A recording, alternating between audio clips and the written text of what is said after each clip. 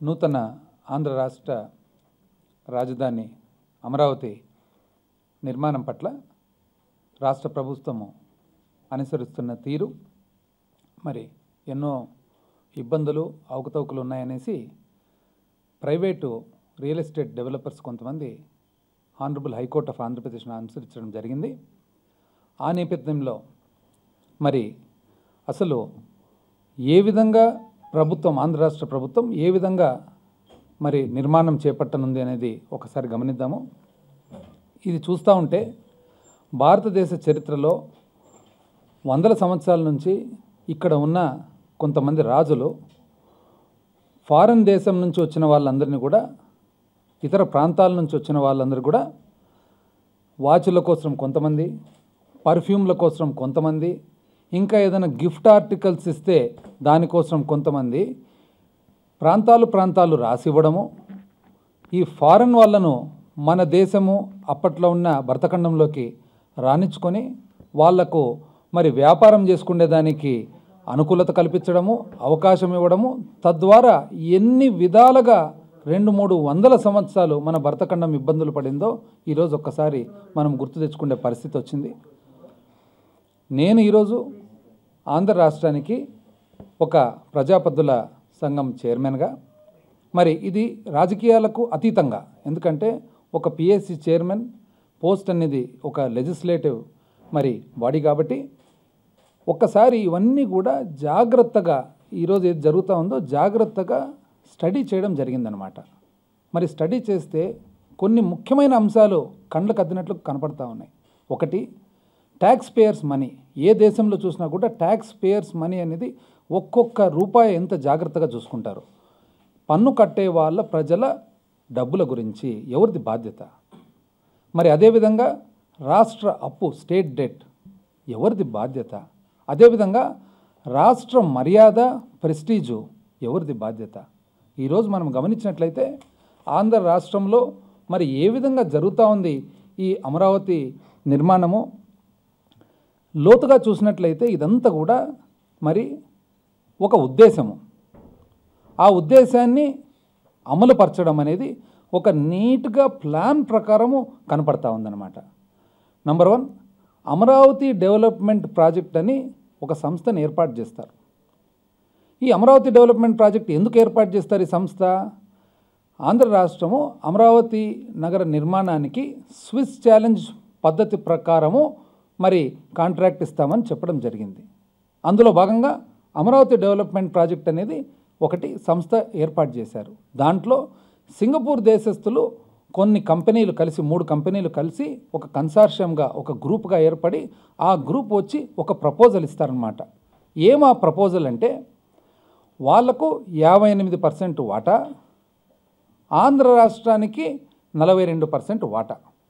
మరి అదేవిధంగా ఆ మొత్తం ప్రాజెక్ట్ కాస్ట్ వచ్చేసి అంటే అమరావతిలో ఒక ముఖ్యమైన భాగం ఏదైతే ఇప్పుడు నిర్మాణించబోతున్నారో దానికి ప్రాజెక్ట్ కాస్ట్ మొత్తం వ్యయం వచ్చేసి 3,000 చిల్లర కోట్లు వేస్తారు. ఆ 3,000 చిల్లర కోట్లలో 300 కోట్లు అందాజుగా సింగపూర్ వాళ్ళ పెట్టుబడి, 200 కోట్లు అందాజుగా ఆంధ్ర గవర్నమెంట్ రాష్ట్ర ప్రభుత్వం పెట్టుబడి. మరి అదేవిధంగా 3,000 కోట్లలో 300-200 కోట్లు పోగా దాదాపు 500 కోట్లు అప్పు చేయబోతున్నారు ఇద్దరు కలిసి. అంటే అమరావతి డెవలప్మెంట్ ప్రాజెక్ట్ ఏదైతే ఉందో వాళ్ళు 500 కోట్లు అప్పు చేయబోతున్నారు. సో 3,000 కోట్ల వ్యయంలో 1,000 కోట్లు 300, 200, 500 పోగా బ్యాలెన్స్ 2,000 కోట్లు ఏ విధంగా తేబోతున్నారంటే వాళ్ళు సింగపూర్ వాళ్ళు చెప్పే ప్రకారము మేము ప్లాట్లు వేస్తాము, ప్లాట్లు వేసినాక ప్లాట్లు అమ్ముతాము, అమ్మున తర్వాత దాని మీద వచ్చే లాభం ఏదైతే ఉందో అది ఆ బ్యాలెన్స్ 2,000 కోట్లకు మరి సరిపోతుంది అని. దాంట్లో కూడా ఏ విధంగా చెప్తా ఉన్నారు, 14,500 కోట్లు ఏదైతే ఆంధ్ర రాష్ట్రానికి 42% వాటాకు వచ్చే డబ్బులు మొత్తం డబ్బులు వస్తాయో మొత్తం డబ్బులు దాంట్లోకి పెట్టుబడి పెడతారు. మేము మాత్రం అంటే సింగపూర్ కంపెనీ మాత్రము మా వాటా 58%కు వచ్చే వాటా లాభములో ఏదైతే వాళ్ళు చెప్తా ఉన్నారో ఆ లాభములో వాళ్ళు కేవలము లాభం మాత్రమే పెట్టుబడి పెడతాము, అది ఇంచుమించు 700 కోట్లు అని చెప్పి చెప్తా ఉన్నారు. ఈ ప్రకారంగా వాళ్ళు లెక్కేసి ఒక ముఖ్యమైన అంశం, ఆంధ్ర రాష్ట్రం ఇవ్వాలట వాళ్లకు ఇర్రివోకబుల్ పవర్ ఆఫ్ అటర్నీ. అంటే ఆ ఇర్రివోకబుల్ పవర్ ఆఫ్ అటర్నీ ఏదైతే వాపస్ తీసుకోలేమో, వాళ్ళకైతే సర్వ హక్కులు ఇస్తూ ఉన్నామో, ఏమేమి హక్కులు ఇవ్వబోతుంది ఆంధ్ర రాష్ట్ర ప్రభుత్వము ఇవ్వబోతుంది. వాళ్ళకు ఒక హక్కు, రైట్స్, అదేవిధంగా వాళ్ళకు అన్ని రకాల పవరు, అదేవిధంగా అన్ని రకాల ఆథరైజేషన్, వాళ్ళకి ఏం కావాలంటే చేసుకోవచ్చు, వాళ్ళకి ఏ విధంగా కావాలంటే ఆ విధంగా ప్లాట్లు వేసుకోవచ్చు, ఏ విధంగా కావాలంటే ఆ విధంగా ప్లాట్లను డెవలప్ చేసుకోవచ్చు, ఏ విధంగా కావాలంటే ఆ ప్లాట్లను మార్కెట్ చేసుకోవచ్చు, ఏ విధంగా కావాలంటే ఆ విధంగా వాళ్ళు అప్పు చేయొచ్చు, ఏ విధంగా కావాలంటే ఆ విధంగా మరి అప్పు చేసినందుకు దీన్ని తాకట్టు పెట్టొచ్చు అనేది ఇర్రివోకబుల్ పవర్ ఆఫ్ అటర్నీ. ఇది కాక ఈ అమరావతి డెవలప్మెంట్ ప్రాజెక్ట్ ఏదైతే ఉందో 6 మంది డైరెక్టర్లు ఉంటారట. ఆ 6 మంది డైరెక్టర్లలో 4 సింగపూర్ వాళ్ళట, 2 మన భారతదేశం ఆంధ్ర రాష్ట్రానికి ప్రభుత్వానికి సంబంధించిన వాళ్ళు ఉంటారట. మామూలుగానే ఏ రోజు 50% దాటుతుందో ఆ రోజు అన్ని హక్కులు కోల్పోయిన వాళ్ళు అవుతారు, మైనారిటీ షేర్ హోల్డర్స్ అవుతారు. అది చాలక మరి ఇప్పుడు 6 మంది డైరెక్టర్లలో 4 వాళ్ళంట, 2 మాత్రం ఆంధ్ర రాష్ట్ర ప్రభుత్వం తరఫున ఉండేవాళ్ళట. మరి ఈ విధంగా పెట్టుకొని గమనించినట్లయితే అప్పు విషయానికి వస్తే అసలు అప్పు చేస్తారట. అప్పుకు సంబంధించి మాత్రము ఎటువంటి బాధ్యత సింగపూర్ వాళ్ళకు ఉండదట. దీంట్లో ఎటువంటి బాధ్యత, వాళ్ళు అప్పు చేయరంట, అప్పు ఎటువంటి రెస్పాన్సిబిలిటీ లేదంట, మరి వాళ్ళ తరఫు నుంచి ఎటువంటి సెక్యూరిటీ ప్లెడ్జ్ చేయరంట. సెక్యూరిటీ ఏదున్నా కూడా కంప్లీట్గా పూర్తిగా ఓన్లీ ఆంధ్ర రాష్ట్ర ప్రభుత్వము ఇవ్వాలంట. ఒకవేళ ఈ 1600 చిల్లర ఎకరాలు ఏదైతే వీళ్ళు కట్టబోతా ఉన్నారో, ఈ 1690 ఎకరాల్లో చాలని పరిస్థితి వచ్చినా, ఇంకో ప్రాబ్లం వచ్చినా, ఇంకో విషయం వచ్చినా, ఈ 1691 కాకుండా ఇతర భూములు కూడా ఆంధ్ర రాష్ట్ర ప్రభుత్వం ఈరోజు ప్లెడ్జ్ చేయాలంట అప్పు తీసుకునే దానికోసం. ఇది వాళ్ళు చెప్పే ఒక ప్లాను. ఇది కాక మేనేజ్మెంట్ కంపెనీ అని పెడతారంట. అంటే ఇప్పుడుండే ఈ 58% వాటా తీసుకున్న సింగపూర్ వాళ్ళు కాదంట మేనేజ్మెంట్ చేసేది, వాళ్ళు మరి మేనేజ్మెంట్ కంపెనీ అనేది ఒకటి పెడతారంట. ఆ మేనేజ్మెంట్ కంపెనీ ఎవరు అపాయింట్ చేసేది, ఏర్పాటు చేసేది అదే సింగపూర్ వాళ్ళే. ఎందుకంటే 58% ఉంది, 4 డైరెక్టర్లు ఉన్నారు కాబట్టి వాళ్ళ హక్కు, కాబట్టి ఆటోమేటిక్గా మేనేజ్మెంట్ కంపెనీ ఏం చేస్తుంది. ఈ మేనేజ్మెంట్ కంపెనీ అంటే ఈ మేనేజ్మెంట్ కంపెనీ చేయబోయేది ఈ రియల్ ఎస్టేట్ వెంచర్నంతా కూడా మేనేజ్మెంట్ చేస్తారంట. చేసినందుకు వాళ్ళకు ఫీ స్ట్రక్చర్ చూడండి ఒకసారి. 5.5% మొత్తం మీద టర్నోవర్ మీద వాళ్ళకు 5.5% వాళ్ళకి ఫీ అంట. ఇది చాలక ఎంత డీటెయిల్డ్గా పెట్టుకున్నారంటే, ఒకవేళ దాంట్లో ఏదైనా బిల్డింగ్ కట్టి అదిగిన ఒకవేళ బాడికి ఇస్తే, రెంట్కి ఇస్తే మళ్ళీ దాంట్లో 1.5 నెల రెంట్ ఇవ్వాలంట. ఒకవేళ థర్డ్ పర్సన్ ఎవరన్నా అమ్మకంలో కానీ లేదా బాడికి ఇచ్చుకోవడంలో కానీ చేస్తే వాళ్ళు ఇచ్చిన రేటు పైన 20% మళ్ళీ వీళ్ళకి ఇవ్వాలంట. ఇది ఏ విధంగా పెట్టుకున్నారంటే, అసలు మామూలుగా మనకు ఎక్కడే కానీ ప్రైవేట్గా ఉండే రియల్ ఎస్టేట్ బ్రోకర్లు కానీ రియల్ ఎస్టేట్ ఏజెంట్లు కానీ ఎవరైతే ఉన్నారో, అవకాశం వస్తే మొత్తం కుమ్మేద్దామని చెప్పి ఆలోచనతో ఉంటారో, అంతకంటే కూడా ఎక్కువ కుమ్మేదానికి పెట్టిన ప్రాజెక్టుగా ఈరోజు మనకు కనపడతా ఉంది. ఇది కాక ఈ ప్రాజెక్ట్ అంతా కూడా ఎన్ని రోజులు వీళ్ళు కట్టబోయేది, 1600 చిల్లర ఎకరాలు, 15 సంవత్సరాలంట. ఇది కాక ఇంకొక 5 సంవత్సరాలు వీళ్ళకి ఎక్స్ట్రా గడువు కూడా కావాలంట, 20 సంవత్సరాలు. ఈరోజు మనం బయట చూసినట్లయితే వీళ్ళు చేసేది ఏమయ్యా, వీళ్ళు చేసేది ప్లాట్ల వ్యాపారం, గీతలేసి ప్లాట్లు వేసేది. ఆ ప్లాట్లు వేసి ప్లాట్లు అమ్మేదాని కోసము 15 సంవత్సరాలు, ఇంకొక 5 20 సంవత్సరాలు అంటే వీళ్ళకు. ఇది కాక మరి ఏదన్నా కానీ ఒకవేళ మొదలు పెట్టేటప్పుడు ఇంకా ఇవన్నీ చాలక వెసులుబాట్లు చూడండి, ఈ వెసులుబాట్లన్నీ చాలక ఇంకా వాళ్ళకు సహాయపడేదానికి వాళ్ళు చేసేది మొట్టమొదటిలోనే 50 ఎకరాలు వీళ్లకు అతి తక్కువ ధరకు ఇచ్చేస్తారంట. ఇది కాక మరి 200 ఎకరాలు స్లోగా చిన్నగా వాళ్ళకు కావాల్సిన ప్రకారం 100 ఒకసారి వాళ్ళ ప్రకారం. ఎందుకంటే ఈ 1400 చిల్లర ఎకరాలు కన్వేయన్స్ పద్ధతి కాదు కాబట్టి ఈ 50 ఎకరాలు, ఈ 200 ఎకరాలు మాత్రము వీళ్ళు మన ఏడీపీ ఏదైతే సింగపూర్ కన్సార్షియం అండ్ ఆంధ్ర రాష్ట్ర ప్రభుత్వం 42% కలిసిన ఏడీపీ ఉందో అమరావతి డెవలప్మెంట్ ప్రాజెక్టు, వాళ్లకు తొందరగా స్టార్ట్ చేసుకునేదానికి వెసులుబాటంట. ఇది కాక ఆంధ్రప్రదేశ్ ప్రభుత్వము దీనికి అనుకూలంగా ఉండేదానికి చుట్టుపక్కల ఉండే ప్రాంతం అంతా కూడా మరి అభివృద్ధి చేసేదానికి 5,500 కోట్లు ఖర్చు పెట్టాలట. అంటే ఈ 1600 చిల్లర ఎకరాలు ఏదైతే కట్టబోతున్నారో ఈ సింగపూర్ కంపెనీ అండ్ వీళ్ళు కలిసి, దానికి చుట్టూ అన్ని రకాల మరమ్మతులు పెట్టేదానికి 5,500 కోట్లు అంట. ఇది కాక ఎటువంటి వెసులుబాట్లు పెట్టుకున్నారంటే, అది భూమి నింపేదానికి మట్టి ఫ్రీకి ఇవ్వాలంట, ఇసుక ఇవ్వాలంట ఒక రేటుకు, తక్కువ రేటుకు 500 రూపాయల రేటుకు. ఇది కాక మెయిన్ రోడ్స్ వేయాలంట, ఇది కాక విద్యుత్ సప్లై చేయాలంట, ఇది కాక నీరు సప్లై చేయాలంట, ఇది కాక చివరకు గ్యాస్ పైప్ లైన్లు కూడా ప్రభుత్వం ఇవ్వాలంట, ఆంధ్ర రాష్ట్ర ప్రభుత్వం. ఇది కాక ఇంకా విచిత్రమైన పరిస్థితి చూడండి, రేపు పొద్దున ప్లాట్లు అమ్మేదానికి రిజర్వ్ ప్రైజ్ అంట. అంటే ఏ రేటుకు అమ్మాలి అనేది ఒక నిర్ణయం తీసుకుంటారట. ఎవరు తీసుకుంటారు? ఆటోమేటిక్ వాళ్ళే తీసుకుంటారు. మెజారిటీ షేల్డర్స్ అయిపోయి, 4 మంది డైరెక్టర్లు అయిపోయి, ఇంకా ఏముంటుంది హక్కు మైనారిటీ వాళ్ళకు, వాళ్ళు ఫిక్స్ చేస్తారంట. ఫిక్స్ చేసిన తర్వాత ఒకవేళ ఏ కారణం వల్లన్నా ఆంధ్ర రాష్ట్ర ప్రభుత్వము ఆ ఫిక్స్ చేసిన రేటు కంటే తక్కువకు ఇచ్చినట్లయితే ఆ బ్యాలెన్స్ అమౌంట్ ఆంధ్ర రాష్ట్ర ప్రభుత్వం కట్టాలంట. అంటే ఉదాహరణకు ప్రభుత్వం ఉంది, ప్రభుత్వానికి ఎవరెవరు నచ్చిన వాళ్ళు ఉంటారు. మనం చూస్తూనే ఉన్నాం ఏ విధంగా నచ్చినట్టు జరుగుతున్నాయో. పట్టిసీమ జరుగుతుంది, ఇంకోటి జరుగుతుంది, ఇంకా రియల్ ఎస్టేట్ ఫర్మ్లు ఇంతకు ముందంతా మాదాపూర్లు, గోపనపల్లెలు చాలా జరిగాయి, అన్నీ కూడా పేర్లు. మరి అటువంటి వాళ్లకు ఎవరికి ఇచ్చినా కూడా, ఉదాహరణకు ఒకవేళ 5 కోట్లకు ఎకరా మరి రిజర్వ్ ప్రైజ్ అయితే, ఒకవేళ 3 కోట్లకు ఇవ్వాలా ఎవరికన్నా స్పెషల్ కేసు మీద అని అనుకుంటే, ఆ రోజు ఆ బ్యాలెన్స్ 2 కోట్లు ఎవరు ఇవ్వాలి? ఆంధ్రప్రదేశ్ ప్రభుత్వం ఇవ్వాలంట. ఇది కాక ఇవి ఇంకా చాలక ఎన్నో రకాలు ట్యాక్సులు, సేల్స్ ట్యాక్సులు వగేరాలు ఇవన్నీ కూడా వెసులుబాట్లు పెట్టుకున్నారు. ఇది చాలక టర్మినేషన్, అంటే ఏ కారణం వల్లన్నా కానీ ఒకవేళ ఏదన్నా ఈ ప్రాజెక్ట్ అయ్యి ఏదన్నా ఒకవేళ ఆగిపోతే, అంటే ఎవరు ఇది కట్టబోయేది? ఈ సింగపూర్ కంపెనీ.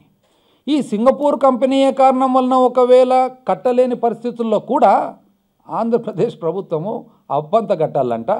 వాళ్ళు పెట్టిన పెట్టుబడి 300 కోట్లలో ఇంకేమైనా పెట్టింటే దాంట్లో 90% ఇవ్వాలంట. అంటే ఇది ఎక్కడ?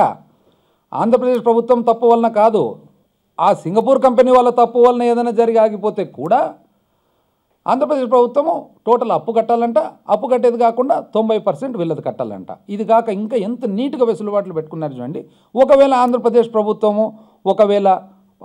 ప్రభుత్వం ఇబ్బంది వలన ఏమన్నా ఒకవేళ జరిగినట్లయితే అప్పుడు మాత్రము వాళ్ళు కట్టాల్సినది 150%. అంటే వాళ్ళు పెట్టిన పెట్టుబడిలో 150%. ఇది కాక అంటే 1.5 సార్లు. ఇది కాక మళ్ళీ 3 రకాలు పెట్టినారనమాట. ఏమా 3 రకాలంటే, ఒకవేళ ఏ కారణం వలన రాజకీయానికి సంబంధం లేని కారణాల వలన అయితే అప్పుడు మొత్తం అప్పు కట్టి మొత్తము పెట్టుబడి అంతా ఇవ్వాలంట. ఒకవేళ రాజకీయానికి సంబంధం లేని కారణాల వలన అయితే అప్పుడు ఇవ్వాలంట. మొత్తం అప్పు కట్టాలంట 100కు గాను 110%. అంటే ప్రతి 100 రూపాయలకు ఇంకా 10 రూపాయలు కలిపి సింగపూర్ వాళ్ళకి ఇవ్వాలంట. ఆ కంపెనీకి, ఏడీపీ కంపెనీ, సింగపూర్ ఏమి ఇంక ఏడీపీ కంపెనీ అంతా ఒకటి. ఆ తర్వాత ఒకవేళ ఏ రాజకీయ కారణాల వలన అయితే అప్పుడంట అప్పంతా మొత్తం కట్టాలంట. అప్పు కట్టిన తర్వాత 1.5 సార్లు ఇవ్వాలంట. పెట్టుబడి ఎంత ఉందో 1.5 సార్లు ఇవ్వాలంట. అది కాక 16% మాదిరిగా, అంటే వడ్డీ లెక్కేసి 16% మాదిరిగా ఇవ్వాలంట. ఆంధ్రప్రదేశ్ ప్రభుత్వం ఫాల్ట్ వలన అయితే మాత్రము 20% చక్రవడ్డీతో పాటు కట్టాలంట. ఎన్ని రకాల వెసులుబాట్లు పెట్టుకున్నారో ఒక్కసారి చూడండి. ఇది గమనించినట్లయితే అసలు ఈ కాంట్రాక్ట్ రాసిన వాళ్ళకు ఐడియా ఉందో లేదో, ఎన్ని రకాలు ఎవరు కాంట్రాక్ట్లు రాసుకున్నా భారతదేశ చట్టం ప్రకారము భారతదేశ కాంట్రాక్ట్ యాక్ట్ 1861 అప్లై అవుతుంది. ఏమంటుంది ఆ చట్టము? ఒకవేళ నష్టం కలిగినట్లయితే ఆ రోజు ఆ చట్టము, ఆ కోర్టు ఏదైతే నష్టమని వాల్యుయేషన్ వేస్తారో, అంచనా వేస్తారో, ఆ అంచనా మాత్రమే కట్టాల్సి వస్తుంది. కానీ నీ ఇష్ట ప్రకారం నువ్వు 100%, 110%, 120% అని రకరకాలుగా పెట్టుకుంటే అప్లై కాదనేది కూడా గమనించుకున్నట్లేదు. ఇది గమనించినట్లయితే అసలు వీళ్ళు పెట్టుకున్న వెసులుబాట్లు, ఈ 2 డైరెక్టర్లు, నామకే వాస్తే డైరెక్టర్లు ఎవరైతే ఉన్నారో ఆ నామకే వాస్తే డైరెక్టర్లు వీళ్ళు రేపు పొద్దున ఎటువంటి హక్కు లేకపోగా వీళ్ళు కేవలము ఆ మిగతా 4 సింగపూర్ వాళ్ళని ప్రాధేయపడి, స్వామి ఈసారి మీటింగ్ ఇక్కడ వద్దు, అమరావతిలో వద్దు, సింగపూర్లో పెట్టుకోండి అని అడగడం తప్ప వేరే ఎటువంటి హక్కులు కూడా ఉండవని చెప్పి మనకు వెరీ క్లియర్గా అర్థమైపోతూ ఉంది. ఇక్కడ మనకు ముఖ్యమైన ఇష్యూ ఏమంటే, అంత ఆబ్లిగేషను ఆంధ్ర రాష్ట్ర ప్రభుత్వం, అన్ని రకాల బాధ్యతలు ఆంధ్రప్రదేశ్ ప్రభుత్వము, అప్పులన్నీ ఆంధ్రప్రదేశ్ ప్రభుత్వము, లాభం మాత్రం సింగపూర్ కంపెనీలు. అంటే సింగపూర్ కంపెనీలు ఎవరైతే పెట్టుబడిదారులు ఉన్నారో వాళ్లకు అప్పుతో సంబంధం లేదు, వాళ్లకు బాధ్యత సంబంధం లేదు, వాళ్లకు ఎటువంటి రెస్పాన్సిబిలిటీ లేదు. కానీ వాళ్ళు మాత్రం 58% తీసుకుంటారు లాభాలలో. ఈ మాత్రానికి ఎందుకండి ఇదంతా చేస్తూ ఉండేది అనేది మనకు అర్థం కాలేదు. పైగా స్విస్ ఛాలెంజ్ ప్రపోజల్లో వాళ్ళు ప్రత్యేకంగా ఇచ్చినారు, యూనిక్నెస్, ప్రత్యేకత ఉందంట. ఏం ఆ ప్రత్యేకత అంటే వాళ్ళు రాసుకున్న దాంట్లో ప్రపోజల్లో కొత్త రాజధానికి అంటే ఆంధ్రప్రదేశ్ రాష్ట్రానికి చాలా ముఖ్యం కాబట్టి మేము కూడా అది ముఖ్యమని ఫీల్ అవుతూ ఉన్నామంట. మనకు తెలియదు పాపం, వాళ్ళు సింగపూర్ వాళ్ళు ఫీల్ అవుతుంటారు. ఇది చాలా ముఖ్యం, ఇది ఆంధ్రప్రదేశ్కు. మనకు తెలియదు, మనం అనుకున్నాం అది ఊరికే జిల్లా హెడ్ క్వార్టర్స్ లేని అనుకుంటే మనం ఇంతవరకు. వాళ్ళు వచ్చి మన కళ్ళు తెరిపించి చెప్పినారనమాట, ఇది జిల్లా హెడ్ క్వార్టర్స్ కాదు బాబు, మీకు ఇది రాబోయే రాజధాని అని చెప్పి. అది యూనిక్నెస్ అంటే అది మళ్ళీ గొప్పగా ఒక పారాగ్రాఫ్ రాసుకున్నారు ఆ ప్రపోజల్ చదివినట్లయితే. ఏందండి ఇది, ఎంత అన్యాయంగా ఉందంటే అసలు ఏ విధంగా ఉందంటే అసలు ఎక్కడైనా కానీ మనం పోయి చెప్తే వేరే భారతదేశంలో వేరే రాష్ట్రాలు కానీ వేరే దేశాలు కానీ చూస్తే నవ్వుతారు. ఆంధ్రప్రదేశ్ ప్రభుత్వం ఈరోజు చేసే పరిస్థితి బట్టి మనము ఏమండి ఇంత మటుకు చేసేదానికి, ఎందుకంటే ఇదేముంది, మీరు ప్లాట్లు వేస్తుంటారు, ప్లాట్లు వేసేదానికి ఇన్ని పేర్లు పెట్టి 1.5 సంవత్సరం నుంచి కసరత్తు చేసి అదేదో ఏపీపీ అంటారు, ఓపీపీ అంటారు, సీసీఎండీసీ అంటారు, ఎండిఎంసీ అంటారు, రకరకాల ఆంధ్రప్రదేశ్ ఏబీసీడీలను ఎన్ని రకాల కలపగలుగుతారు, అన్ని రకాలుగా కలిపి మనుషులను కన్ఫ్యూజ్ చేసేదానికి చేసి పెట్టిన తర్వాత తీరా ఏమిటిదండి మీరు చేస్తుండేదంటే ప్లాట్లు వేస్తుంటారు, అంతే కదా. ప్లాట్లు వేసేదానికి ఇంత అవసరమా అని చెప్పి మనం చూస్తూ ఉన్నాం. పైగా ముఖ్యమంత్రి గారు ఇచ్చిన స్టేట్మెంట్ చూడండి, ఈ మాత్రం ప్లాట్లు మన భారతీయులు లేరా అని అంటే, మన వాళ్ళు చేస్తే స్లమ్ అండి, అంత స్లమ్స్ తయారైతాయి, ఇక్కడ గుడిసెలు తయారైతాయి. అయ్యో రామా, మన ఆంధ్రప్రదేశ్ భారతీయుల మీద అంతేనా మీకుండే ప్రేమ, అంతేనా మీకుండే అభిమానం, వాళ్ళ కెపాసిటీని అంతేనా మీరు అంచనా వేసేది? స్లమ్ములు అంతకుమించి చేయలేరా మనోళ్ళు? ఎక్కడండి, ఏమిటిదండి అసలు? అంటే మీకు ఎంత ఇష్టం ఉన్నా కూడా వేరే దేశస్తులు ఇంతనా పూర్తిగా తీర ఏ స్టేజ్కు తెచ్చినారంటే సింగపూర్ వాళ్ళు మన ఆంధ్రప్రదేశ్ రాష్ట్రానికి అల్లుని కంటే ఎక్కువే కూర్చున్నారు, ఇంటల్లుని కంటే కూడా ఎక్కువే కూర్చున్నారు ఈరోజు వాస్తవానికి చెప్పాలంటే. అసలు ఇది బ్యాక్గ్రౌండ్ ఒకసారి చూసినట్లయితే ఎంత ప్రీ ప్లాన్డ్గా చేసినారు. 1 మే 2015లో మీరు స్విస్ ఛాలెంజ్ ప్రపోజల్ అని బయట చెప్పినారు, కానీ మీరు సింగపూర్ వాళ్ళను 1 మే కంటే ముందర నుంచే మీరు తెచ్చుకున్నారు. అది స్విస్ ఛాలెంజ్ ఏవైతే పద్ధతులు ఉన్నాయో కంప్లీట్గా వ్యతిరేకము. నంబర్ 2, స్విస్ ఛాలెంజ్ అంటే అర్థం ఏమి? అన్సాలిసిటెడ్, మనం అడగకున్నా కూడా వాళ్ళు వచ్చేది స్విస్ ఛాలెంజ్, ప్రత్యేకమైన పరిస్థితుల్లో వచ్చేది స్విస్ ఛాలెంజ్. మీరేం చేసినారు? సాలిసిట్ చేసినారు. నువ్వు వాళ్ళను స్విస్ ఛాలెంజ్ ప్రకారం మీ ప్రపోజల్ ఇవ్వండి అని చెప్పి నువ్వు లెటర్ రాసినావు 22 మార్చు. ఇది నిజం చెప్పాలంటే అసలు స్విస్ ఛాలెంజ్ అనే పద్ధతికి కానీ స్విస్ ఛాలెంజ్ అనే సిస్టమ్ కానీ క్వాలిఫై కూడా కాదు. ఇవి చూసినట్లయితే మీరు మొత్తం ప్రీ ప్లాన్డ్గా ఇదంతా కూడా ఒకరికి కట్టబెట్టాలని చెప్పి ప్రీ ప్లాన్డ్గా చేసినారు. పోనీ 1.5 సంవత్సరం అయింది కదండి సింగపూర్ వాళ్ళు చేయబట్టి. ఏంది వాళ్ళు చేసిన పని? వాళ్ళు చేసిన పని అంతా కూడా లక్షణంగా మంచి క్లాసు బ్రోషర్లు, ఆ బ్రోషర్ల మీద ఈ విధంగా ఉండబోతుంది అమరావతి, దాంట్లో బిల్డింగులు బొమ్మలు చూపించినారు. అసలు ఎంత సిగ్గుచేటంటే వాళ్ళు చూపించిన కొన్ని బిల్డింగులు చూసినట్లయితే దుబాయ్లో, అబుదాబీలో, మిడిల్ ఈస్ట్లో ఉన్న బిల్డింగ్లను కట్ పేస్ట్, వీళ్ళకి అలవాటైంది కట్ పేస్ట్, ఆడున్న బిల్డింగ్లను కట్ పేస్ట్ తెచ్చి ఈడ పెట్టినారు. ఇది వాళ్ళు సింగపూర్ వాళ్ళు చేసిన పని. దీనికి మన వాళ్ళైతే స్లమ్స్ అంట కట్టేది, వాళ్ళైతే బ్రహ్మాండంగా కడతారంట. ఇది అసలు చూసినట్లయితే గాన ఇంపార్టెంట్ ముఖ్యమైన అసలు ఎక్కడన్నా గమనించినట్లయితే ఎంత బాధ కలుగుతుందంటే 1978లో ఒక చాలా గొప్ప ప్రసిద్ధిగాంచిన వ్యక్తి, ఒక గొప్ప నాయకుడు, ఆయన దేశ సేవ కోసం త్యాగం చేసిన మనిషి తరిమెల నాగిరెడ్డి గారు ఏమన్నారంటే ఒక పుస్తకం రాసినారనమాట 1978లో, ఇండియా మార్ట్గేజ్డ్ అని, తాకట్టు పెట్టినారు భారతదేశాన్ని అని. ఈరోజు ఎవరన్నా పుస్తకం అంటూ రాస్తే ఆంధ్రప్రదేశ్ తాకట్టు కాదు కదా, ఆంధ్రప్రదేశ్ అమ్ముడు పోయింది అని చెప్పి టైటిల్ పెట్టాల్సిందని చెప్పి ఈరోజు మనం చెప్పక తప్పదు. అసలు ఏ విధంగా ఉందంటే ఆంధ్రప్రదేశ్ రాష్ట్రము మనము మన అయిష్టంగా విడిపోయిన తర్వాత, విభజన జరిగిన తర్వాత ఏ విధంగా మనము బాగుపడాలని చెప్పి చూస్తే ఇది ఎట్లుందంటే, ఎవరో పేషెంట్ ఉన్నంట, రోగి, ఆ రోగి వ్యాధి వలన కాదంట చనిపోయినది, కట్టుకున్న అంతరాల వలన అంట చనిపోయినది. అట్లుంది. నిజం చెప్పాలంటే 2014లో మనకు విభజన జరిగిన తర్వాత పరిస్థితుల్లో మరి వాస్తవానికి దానివలన కాదు ఈరోజు మనం చనిపోతూ ఉండేది. ఈ పరిపాలన ఏ విధంగా జరుగుతూ ఉందో ఆ విధంగా మనము ఇబ్బంది పడుతూ ఉన్నాము. ఈ స్విస్ ఛాలెంజ్, ఈ పద్ధతి ఇవన్నీ చూసిన తర్వాత ఇంత చిన్న పని అండి, ఏముంది ప్లాట్లు వేసేది?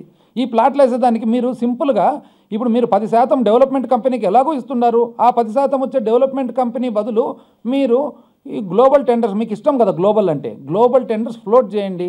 ఆ మేనేజ్మెంట్ కంపెనీ బదులు మీరు ఆ 10% ఎవరైతే మీకు సలహా ఇవ్వబోతున్నారో, మీకు డిజైన్ ఇవ్వబోతున్నారో వాళ్ళకే ఇవ్వండి. అసలు 58% మన ఆస్తి తీసి కొన్ని ఎంత అది లెక్కేస్తే 20 సంవత్సరాలు అంటే అది వేల కోట్లకు పోతుందన్నమాట. వేల కోట్లు దారాదత్తం చేసి ఎవరినో పిలుచుకొచ్చి వాళ్ళ చేతిలో కట్టబెడుతున్నారంటే ఎందుకు అని, లోపల ఏదో లేనిది, ఏదో ఇంటెన్షన్ లేదు, ఏదో మతలబు లేనిది ఎందుకు చేస్తూ ఉంటారనేది ఏ ఒక్క మామూలు మానవుడిని అడిగినా కూడా వాళ్ళు ప్రతి ఒక్కరు కూడా ఇది అర్థం చేసుకోగలరు. ఈ మాత్రానికి సింపుల్గా మీరు ఎవరో ఒకరిని మీకు కావాల్సిన మంచి వ్యక్తిని పిలిపేయండి, వాళ్ళకి ఇచ్చేసేయండి, వాళ్ళు చేస్తారు. అప్పు రాష్ట్రానిది, లాభం వాళ్ళది, వెసులుబాట్లు వీళ్ళవి, భూమి రాష్ట్రానిది, ఫ్రీ ఆఫ్ కాస్ట్, నువ్వు భూమి free of cost ఇచ్చేస్తేవి.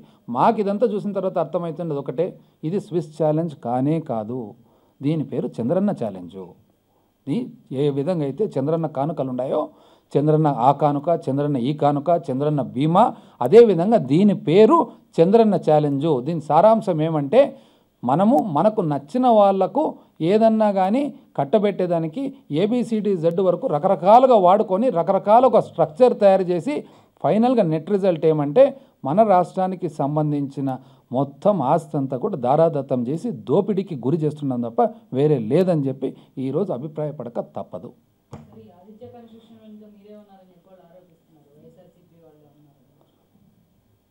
Aditya constructions అనేది ఒక రియల్ ఎస్టేట్ ఫర్ము. వాళ్ళ వాదన, వాళ్ళ ప్లీ ఏమంటే స్విస్ ఛాలెంజ్ ప్రకారము ఆంధ్రప్రదేశ్ రాష్ట్రము ఇది కట్టబోతుంది. స్విస్ ఛాలెంజ్కు సంబంధించిన నామ్స్ ఏవైతే, పద్ధతులు ఏవైతే ఉన్నాయో అది ఫాలో కాలేదు. దానికి సంబంధించిన ఏదైతే డీటెయిల్స్ ఇచ్చినారో అది మాకు ఇవ్వలేదు. ఉదాహరణకు మీరు సింగపూర్ వాళ్ళను 2000 ఎప్పుడు మీరు MOU ఎంటర్ అయినది 2014 సంవత్సరము డిసెంబర్ 8వ తారీఖు నువ్వు ఫస్ట్ MOU ఎంటర్ అయినావు. ఆ రోజు నుండి ఈ రోజు లెక్కేస్తే 1 సంవత్సరం ముక్కాలు 2 సంవత్సరాలు దాదాపు వాళ్ళకు సమయం ఇచ్చి, ఈరోజు 1 నెల సమయం ఇచ్చి వాళ్ళ ఛాలెంజ్ ఉంది, దానికి మీరు వచ్చి మీరు ఛాలెంజ్ చేయండి అంటే ఎట్లా వీలవుతుంది? అది సింగపూర్ వాళ్ళకేమో 2 సంవత్సరాలు ఇస్తావు నువ్వు టైము, వీళ్ళకి మాత్రం 1 నెల నెలన్నర టైం ఇస్తావు, ఎట్లా వీలవుతుంది? అది వాళ్ళు ఏమన్నారు, ఆదిత్య వాళ్ళ ప్లీ ఏముంది కోర్టులో, మాకు కావాల్సిన ఇన్ఫర్మేషన్, మాకు సమాచారం ఇవ్వలేదు, మాకు కావాల్సిన సమాచారం ఇవ్వండి, కావాల్సిన సమయము గడువు మాకు కేటాయింపు చేయండి అని చెప్పి అడిగినారు. దాంట్లో ఏముంది, పార్టీ ఏముంటుంది దాంట్లో? ఎవరైనా ఈరోజు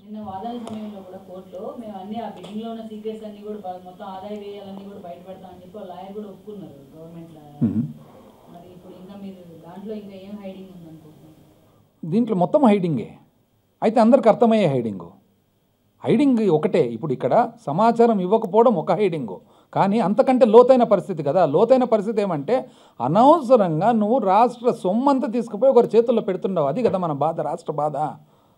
ఈరోజు మనం ఇబ్బంది పడుతుండేది, బాధపడుతుండేది అంతా కూడా టెక్నికల్ పార్ట్ మీరు ఫాలో కాలేదనేది ఒకటి. ఇక్కడ అసలు దారాదత్తం చేసేసినారు కదా మొత్తం ఆస్తినంతా, అది మనం చెప్తుండే.